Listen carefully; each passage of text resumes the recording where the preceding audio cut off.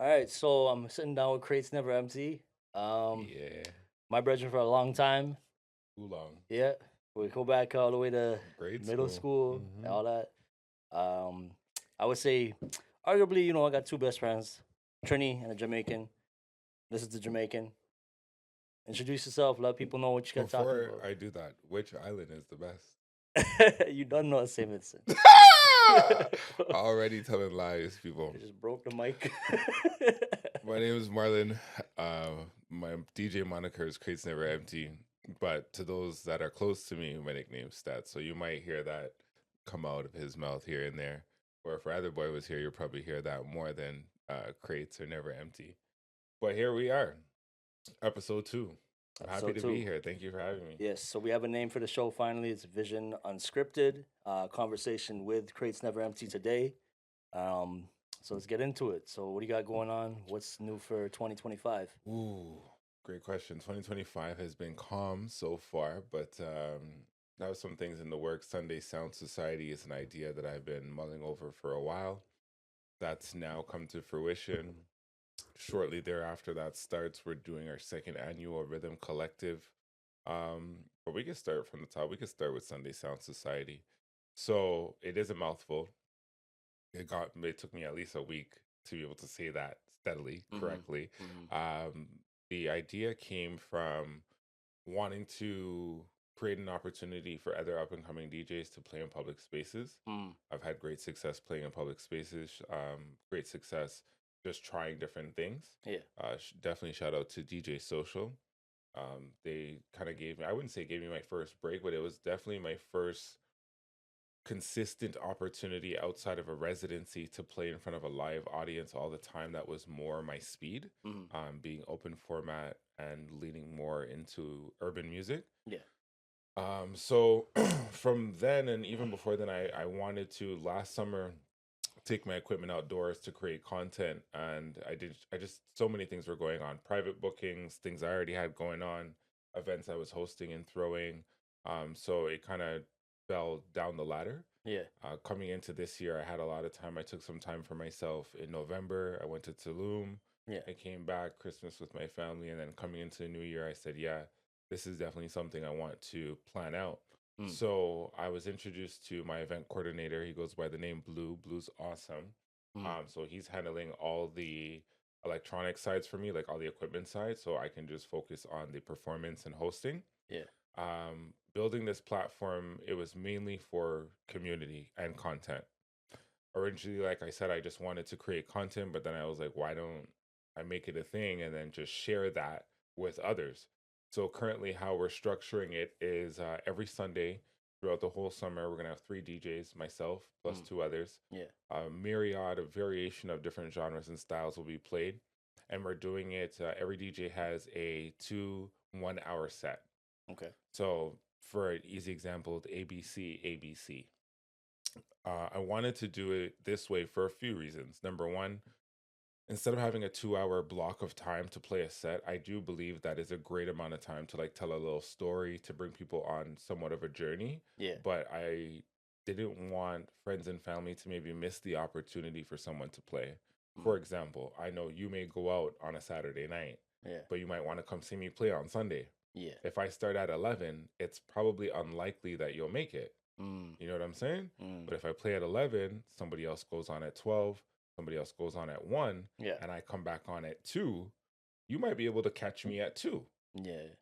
Now, that was one of the reasons. Now, also, I know that we're going to encounter some Karens. I Mm. know that we're going to encounter some people that might not be totally happy with the space that we're occupying. Yeah. And one of the ways that I'm trying to diffuse that is to have different DJs of different sounds. So for 1 hour, even if you're not into that sound, Mm-hmm. you know, oh, the event started at 11, it's 11:30. Yeah. At 12 o'clock, I'm gonna be hearing something different. Yeah. So you might not be into Afro beats or I'm a piano, Yeah. but then you know in half an hour, 15 minutes, 20 minutes, something brand new and fresh is gonna be coming to the stage. Yeah. For myself and for the other talent, I wanted to be able to give you a physical break as well. Yeah. Smash your set, Yeah. and then if you want to go grab something to eat, or maybe now your friends have arrived and you want to go and mix and mingle with them for a bit, Yeah. you can do all of that instead of having to just play this 2 hour block Yeah. and then you're out. Not to mention, some of these people are coming from as far away as like London. Yeah. And I felt like, why, again, giving you multiple opportunities to play. Yeah. Instead of you coming for 12 o'clock and then you're done at 2, Yeah. you get to play twice. The Okay. people that are at the park at 11, 12, 1 p.m., Yeah. they're probably not the same people that are going to be there at 2 and 3 and 4 p.m. Yeah. You understand what I'm I saying? hear what you're saying, yeah. So there's a multitude of reasons why I'm structuring it this way, but that was just a few of them. And ultimately, I just feel as though there's not many opportunities for DJs that are not really established Yeah.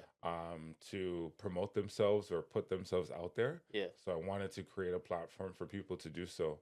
The response has actually been almost overwhelming. I didn't expect as many people to reach out as they did. Yeah. And everybody is super talented. So I'm really excited because in my DJ journey, the last 3-4 years playing professionally, I've really felt that iron sharpens iron. Yeah. So, So just to stop you for a second, because I want to just I want to bring that up actually. So we're gonna cut away from like everything that's going on for 2025, but I want some people won't know where your origins start. I do, but maybe the question I want to ask is like, where did Crate start? Because I know for a while like you were dabbling with producing. yeah, so We that's a great question. we also both were involved in music back in the day. You know, like we know you can freestyle. We know you can bust a killer flow. You know, so Yeah, music's always been a major component in my life, whether it was to express myself creatively or just being around it in any capacity, whether it was dancing, freestyling, rapping, producing. Ultimately, I always for the talents that I do have, I always kind of saw myself as, for lack of a better term, like a solo act. But DJing is definitely a communal thing. yeah. And how that came about was I was producing and I had this itch to get back into music, but I knew I didn't want to rap. So I was like, all right, well, I know I want to make music. So I'm like, let me try my hand at producing. I had back in the day, I had produced that one EDM song, Yeah. DTF. Yeah, And I was like, yo, that was a vibe. It was different. And yeah. I like kind of being on the edge like that. So Yeah. I was like, you know what, let me try and get back into that bag. So a few things happened and I ended up started making beats again. And then COVID licked. When COVID licked, we're all inside. So I really just hunkered down creatively. I was painting, I was writing again, I was making beats. But I knew I didn't want to be on the mic. It's not that I didn't feel like I could anymore. I just didn't have I just didn't want to. I didn't feel the need for it. Yeah. So I was like, I want to make house music. But in that, I knew that I wanted to again be different. And one of the ways that I decided to do that was early on, I wanted to remain like anonymous, kind of like her or like Dead Mouse. Yeah. Because I wanted it to just be about the music. I didn't want people to see this big black guy and be like, yo, this shit don't make, it doesn't make sense. Like, how does this add up?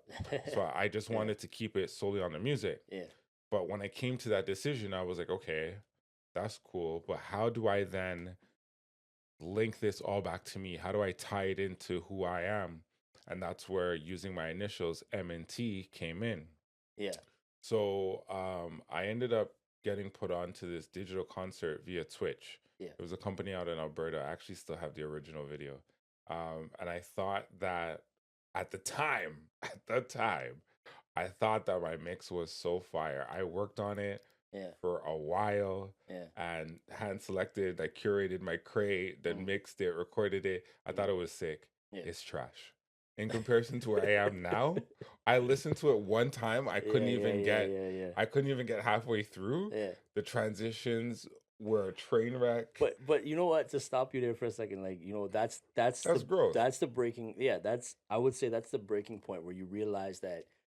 All right, you know what? I've recognized in my own self that I have to hit a different level. Yeah. And I saw that in you too, because I remember when you first started, I was just like, okay, like I see where you're going. Were decent. Things were decent. And I remember how confident you were about it too. Things were decent. But again, it's like each time you hit a new level, like from when I first got my first controller Yeah. to then 6 months in myself. Yeah. That's why I was recording all my mixes so I Yeah. could listen to them back and learn from Yeah. them. And I mentioned DJ Social prior. Yeah. When I started going to DJ Social, Mm. I started seeing and meeting other DJs that were much better than I was. Yeah. Not only for some people might see that and fold. Yeah. Some people might see that, Intimidated. yeah. Yeah. Some people might see that and become envious. Yeah. I saw that as an opportunity to get better because I'm like, okay, if I'm at a C tier Yeah. and some of these people are like a A- tier, a B+ tier, Yeah. if I hold on to their shoulders, Yeah. I'm eventually Yeah. gonna get to that level. Yeah. And then once I'm at the B+, B- level, if I can grab the ankle of somebody that's a A+, Yeah. as they're continuing to climb to S tier, Yeah. they're pulling me up. You understand? Do you understand that Yeah, analogy? yeah, So, of course. so boom now, Yeah. started going to DJ Social. Yeah. I was streaming consistently at the time, like very often. Yeah. Got introduced to DJ Social Yeah. and started meeting some really spectacular other DJs. And that I again just lit a fire inside me. I'm like, yo, I want to be, and my goal is to be one of the best DJs to come out of Toronto, period. But I also understood in order to do that, for me, at least personally, starting the game so late, Yeah. I got to put in a lot of work. And like, Yeah. it's like a basketball player. You'll see him perform in a game, Yeah. but you don't have any idea the hundreds of hours, thousands of hours Yeah. outside of game time, outside of practice time for his team Yeah. that he's in the gym working. Yeah. And that's what it was for me. I was like, okay, cool. I'm going to take a little half step back from streaming Yeah. so that I could actually focus and practice. Yeah. Meanwhile, I was still doing events and stuff. Yeah. So just to bring it all back, when I did the first event, the digital one on Twitch, Yeah. it was cool. That really grew my confidence. And like I said, I needed a name.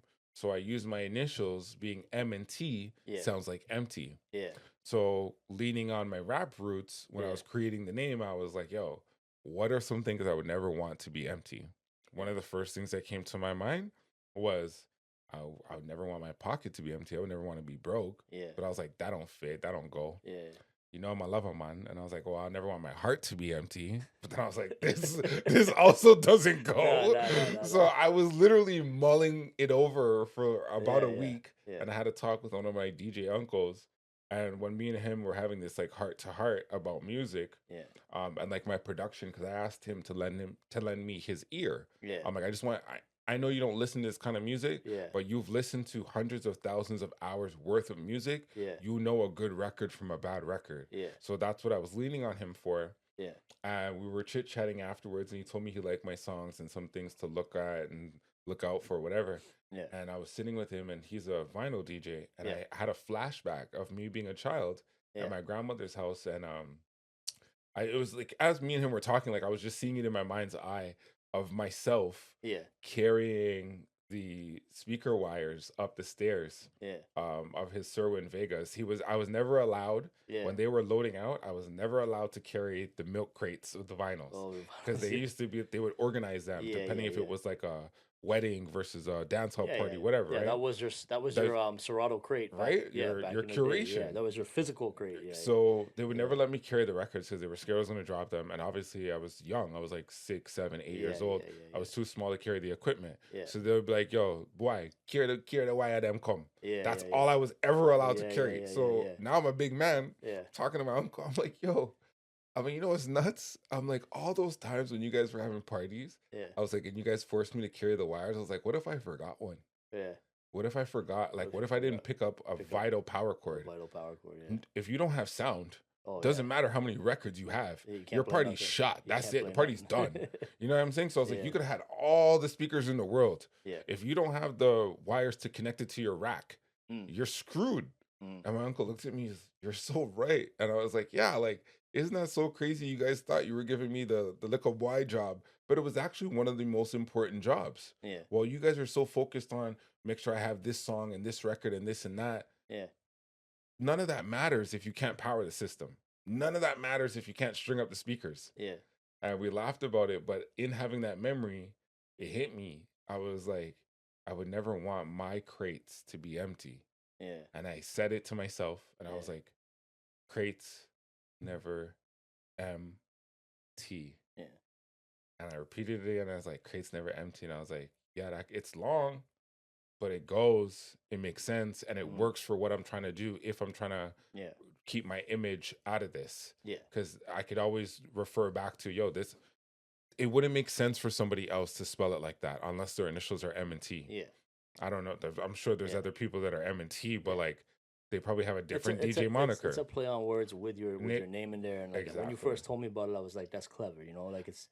I will say this though, when I first was thinking about using the name, like I asked some people, you were one of them, I asked some other people, and some people that, I don't know, some people said crates never mint. Crates, all kinds of things. I was just like, what does this read as? Yeah. And some of the times I got crates never mint, and I was like, it's like how? It's like, I mean, I get the M&T. You know what it is though? I feel like, because as a designer myself, like I will see something when I'm working on something, and I'll be like, okay, I see that. Yeah. Is the naked eye of somebody average going to see that? But here's my thing. And that's the crazy thing that they mint, if you remember, mint, I don't know if people still, though it's a word. Like something is mint condition. Yeah. But I remember we used to use it as a slang word. Yeah. Like that car is mint. Yeah. That girl is mint, whatever. You know what I mean? Yeah. So when somebody said to me for the first time, they're like, yeah, crates never mint. But I was like, ask yourself. That's what I said to the person. I was like, why would you not want something to be mint condition? Does that even... Yeah. Does that make sense? Yeah, but even still, I'm trying to understand, like, because I never heard the story until now. That's how did they get mint from MT? I don't get it. Like never, like their mind just went to mint. Mint, M&T means mint. I guess. I was like M&T. Like, I don't know. You know the guy for a long time.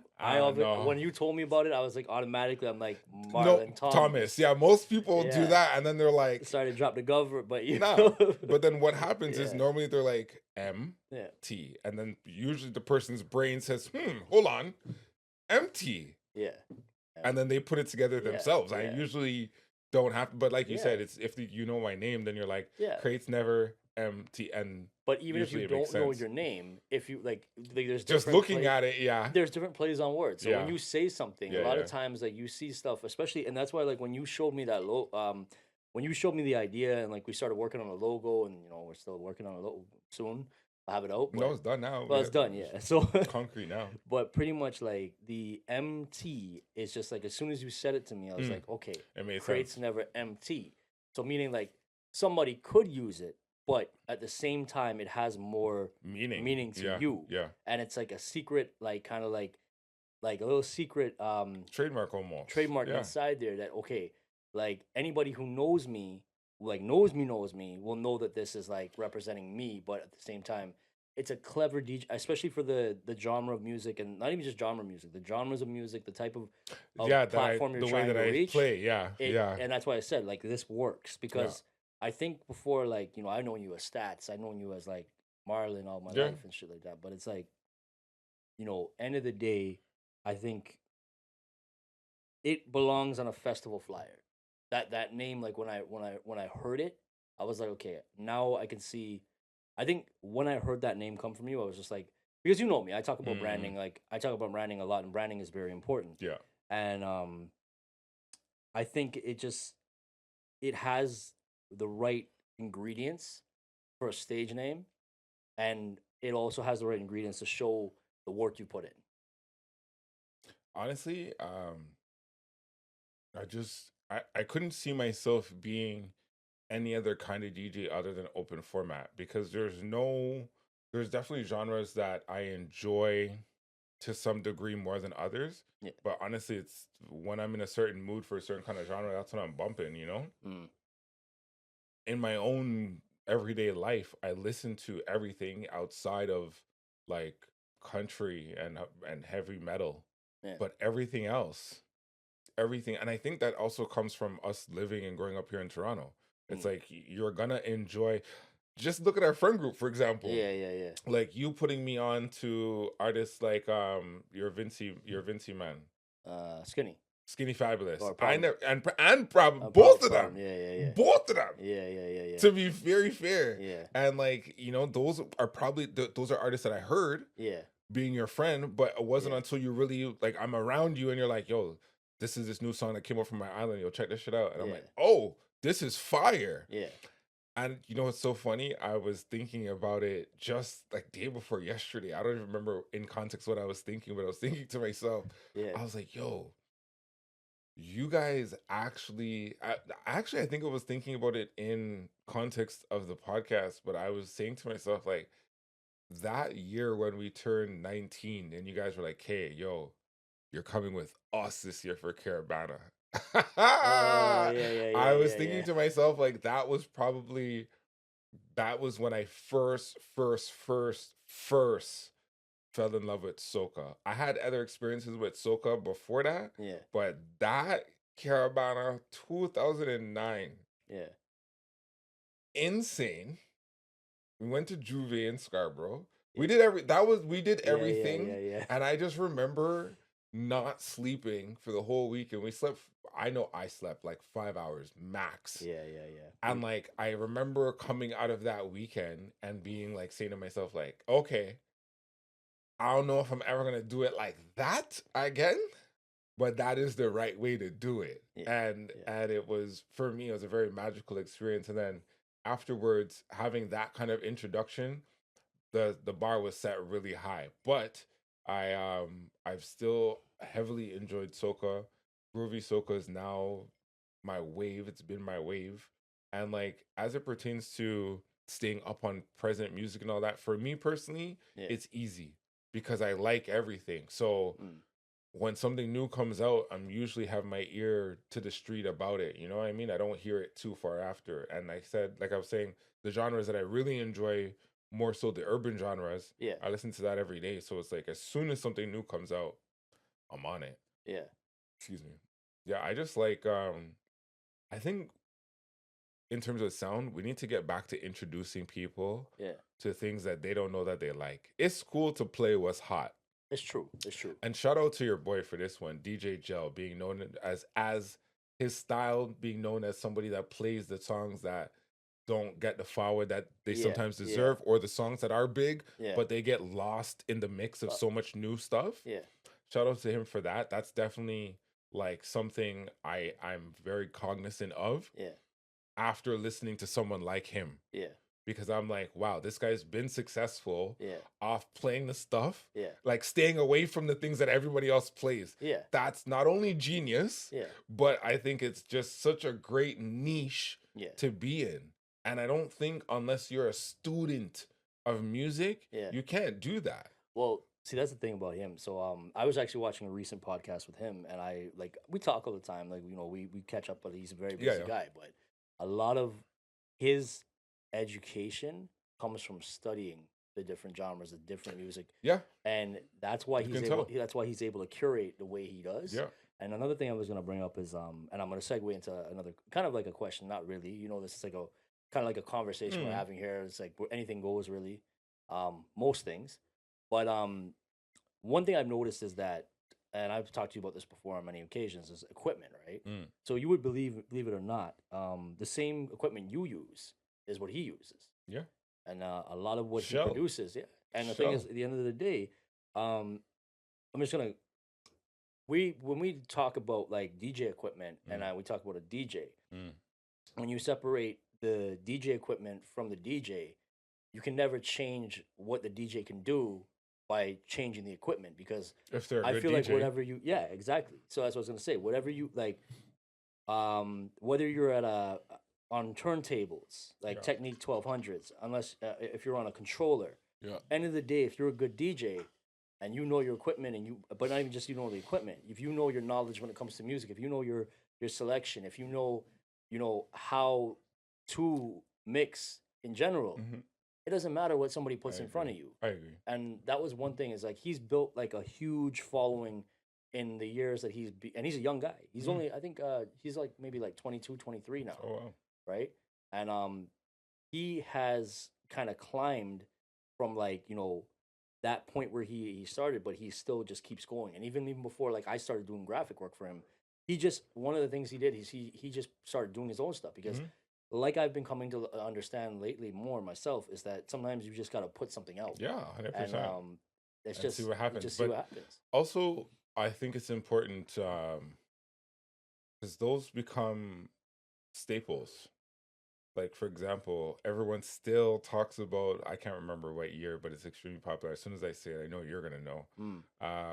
That Private Ryan mix. Was it 2009, 2005? Whichever one is the ridiculously popular one that everyone keeps going back to. Like, if you don't put out your work, number one, no one's going to hear you. That's number one. Exactly. Number two, I look at it as like a timestamp. You can always go back and see where you were in reflection to where you are present day. Also, for somebody that's newly discovering you, they can also follow your journey now because they might find your third mix out of maybe 12 that you have posted, right? Cool. I jumped in. This was shown to me, whatever prompted to me on SoundCloud, whatever, you know what I mean? Or you posted about it. Yeah. Cool. I listened to it. Yeah. I like the style. I like the feel of the mix. Yeah. And now it's just on play. It's on autoplay. You know what I mean? Yeah. But now you heard my third one. You've heard my fourth one. Oh, you got it. You're leaving the car now. You're going in the crib. Tomorrow you're like, yo, I like those mixes. Let me go see what this guy's about. Let me see what this lady's about. Yeah. And now you see I have 12. Yeah. You're going to be like, oh, you've been working. Yeah. Little do you know, I might have posted all 12 of those in the last 4 months. Yeah. You don't know. You know what I mean? True. But you're just looking at it objectively, seeing that this person's putting in work. Yeah. And then maybe you forget about me for 3 months. Yeah. And you come back to my page. Yeah. Because you're listening to that third mix that you first found me on. Yeah. And you see I've posted 2 more mixes. Yeah. It's showing progress. It's showing not only progression, but like consistency as well. Yeah. And that's what people want. Yeah. So I think that it's important, whatever, if you're producing songs, if you're doing mixes, just put it out. I won't sit here and lie. Like sometimes I'll hear mistakes in my mixes and I'll crash out. Sometimes I'll just shut the whole laptop down. Other times I'm like, you know what? The average person's probably not going to hear that. Yeah. You know what I mean? Yeah. That I didn't swap the basses right on time, or Yeah. you're still hear some vocals trailing in the background. Like Yeah. the average person, they're not going to hear that, nor are they judging that. Yeah. If the vibes are there, your selection is there. Yeah. I think like to add to that, like we put a lot of pressure, like because me as a designer, like I've had to like kind of catch like a little bit of a vibe, and not even just designing, like even well, I dabble in a bit of DJing, remixing too. But for me, like right now, my bread and butter is my design work. So when it comes to like working on stuff nowadays, like I feel like I've kind of relaxed a little. Like I do still take quality as a prime thing that I need to make sure is in order. For sure. But I think a lot of the perfectionism that I used to like kind of have on my end, I've kind of simmered down a little bit because sometimes it's just like less is more. Yeah. And you just have to understand that okay, maybe something as good as it is good enough. And you don't have to like keep pushing the envelope. I would rather, instead of like I was even with my current DJ submission for the contest that I'm in right now, right? Yeah. Like I told you, if this was the old me, I probably would have done 5 takes. Yeah. And the only thing that messed me up in the first take was that I didn't realize I was playing a new song that I had recently downloaded. Yeah. And the song, for whatever reason, every time it's supposed to drop, it gets to the drop, the song loops. Yeah. Bro, I blame myself for not listening to the full file. Yeah. But I was excited to do the mix. Yeah. I played a new song that I had never listened to before. Yeah. And the song was a dud. The song would build up, get to the drop, and then loop again. Oh, shoot. Build up, so as I'm actively recording, the first time it happened, I thought that it was just the song. But when the song built up a second time, came to the drop, and then looped again, I was like looking at the wave file now, because now I'm like really picking. I'm like, what's going on?